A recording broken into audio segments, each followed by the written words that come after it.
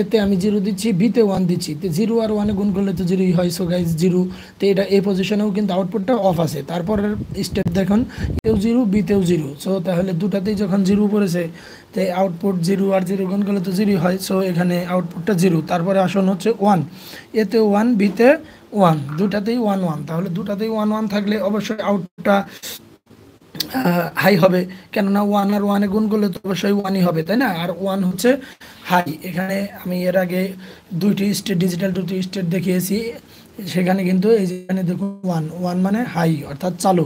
তো এখানে যখন আমি 1 দিলাম, দুইটা এতে 1 বিতে 1, তখনই কিন্তু আউটপুটটি অন হয়ে গেল অর্থাৎ হাই হয়ে গেল। তো এটার একটা সার্কিট ডায়াগ্রাম আমরা শর্টকাটে দেখে আসি। দেখুন এই যে হুম এই নেগেটিভ সোর্সটা এ সুইচ, বি সুইচ, দুইটা সুইচের ভিতর দিয়ে গিয়ে লোডটি অন হবে।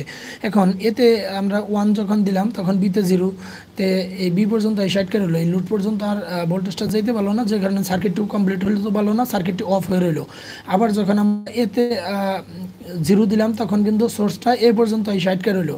বিতে 1 দিছি, বিতে 1 দেওয়াতে তো কোনো লাভ হলো না, কেননা এ পর্যন্ত এই সাইড করে রয়েছে, এর এই পাশে ভোল্টেজটা গেলে সে এই দিক দিয়ে লোডটি চালু হবে, তো এইটি অফ। যাই হোক, এই পজিশনে লোডটি অফ। তাইলে আমরা কয়টি স্টেট দেখলাম? একটা, দুইটা। এরপরে দেখুন দুইটাতেই 0 0 দিব, তো এটাতে যদি 0 দিই, এটাতে যদি 0 দিই, এটা অফ। এই পর্যন্ত সেই ভোল্টেজ আটকে থাকবে, তারপরে আবার এ পর্যন্ত তো আসবেই না ভোল্টেজ, তারপরে এখানে আসলেও তো এই পাশে যাইতে পারবো না, দুইটাই অফ, এই জন্য লোডটিও অফ। সো গাইজ, তারপরের স্টেপ দেখুন, লাস্ট স্টেপ, এখানে 1 অ্যান্ড 1, অর্থাৎ এতে 1 বিতে 1, তার মানে এটা এনসি আছে অন, বিটাও এনসি অন আছে, তখন এই দিকটা নেগেটিভ সোর্সটা গিয়ে লোডটা অন হবে। তো এটা হচ্ছে এন্ড গেটের কাজ, তার মানে আমরা এন্ড গেটের কাজ হচ্ছে গুণ করা, সেটা বুঝলাম।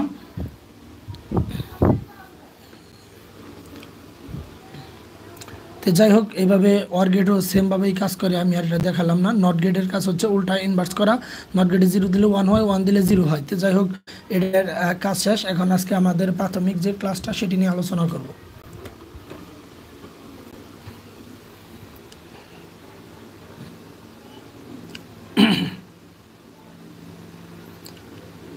গাইজ, আজকে আমাদের ক্লাস হচ্ছে 6, পিএলসি ক্লাস 6-এ সবাইকে স্বাগতম। এখানে দেখুন, আমি আজকে আপনাদেরকে এই পিএলসির প্রোগ্রামের বেশ কিছু ইনস্ট্রাকশনের সাথে পরিচয় করিয়ে দেব।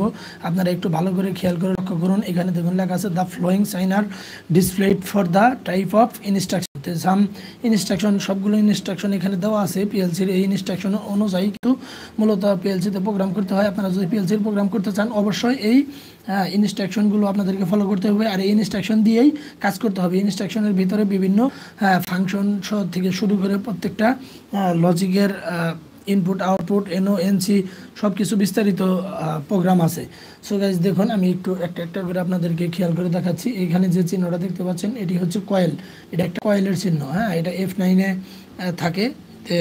F9-এ চাপ দিলেই একটি কয়েল আসবে, সেটি হবে হচ্ছে কি এই প্রোগ্রামের আউটপুট, অর্থাৎ পিএলসির আউটপুটটা হবে এই কয়েল। এখানে পিএলসির আউটপুটটা দেখুন এখানে আছে। তো এই যে এখানে যে আউটপুটটি পাওয়া যাবে, এই আউটপুটটি কিন্তু আমরা কোথায় থেকে পাবো? এই যে কয়েল F9, এই কয়েল থেকে পাবো। আপনারা ধৈর্য সহকারে যদি আমার ভিডিওগুলো দেখেন, আশা করি আপনারা বুঝতে পারবেন যে আসলে কীভাবে আমি কাজগুলো করতেছি। তারপর দেখেন, তারপরেরটা কি আছে?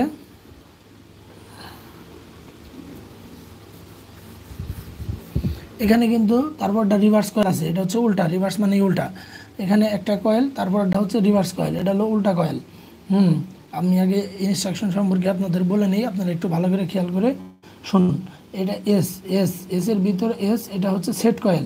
তারপর ভিতরে দেখেন একটা আছে ব্র্যাকেটের ভিতরে আর, এটা হচ্ছে রিসেট কয়েল। তারপরটা লেখা আছে দেখেন পিতে কি লেখা আছে দেখেন, পজিটিভ কনভার্সন ডিটেকশন কয়েল। তারপরে দেখুন লেখা আছে নেগেটিভ, মানে এন মানে negative conversion detection coil. So এখানে দুটা চিহ্ন দেওয়া আছে, এগুলো হচ্ছে নর্মালি ওপেন, আর এটা হচ্ছে নর্মালি ক্লোজ। তারপরে দেখেন পি লেখা আছে, যেটা হচ্ছে positive conversation detection contact point, এবং এনে হচ্ছে negative conversion detection contact point, আর এফে হচ্ছে অ্যাপ্লিকেশন ইনস্ট্রাকশন, যেটা ফাংশন, যেখানে বিভিন্ন ধরনের অ্যাপ্লিকেশন অ্যাভেলেবেল থাকে। আমি শর্টকাটে আপনার